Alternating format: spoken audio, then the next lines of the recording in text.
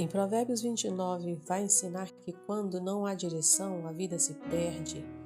A falta de correção, de limites e de verdade faz o coração se desorganizar. Deus mostra que disciplina não é castigo, é cuidado. Quem rejeita orientação acaba repetindo erros e se ferindo emocionalmente. Mas quem aceita ser ensinado cresce, amadurece e encontra paz interior. Esse capítulo nos lembra que liberdade sem direção vira prisão emocional. Deus usa limites para nos proteger, curar e nos conduzir ao equilíbrio.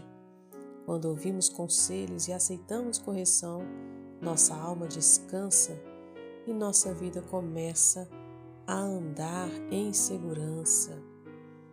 Pare um instante e reflita: você tem ouvido conselhos ou resistido a eles?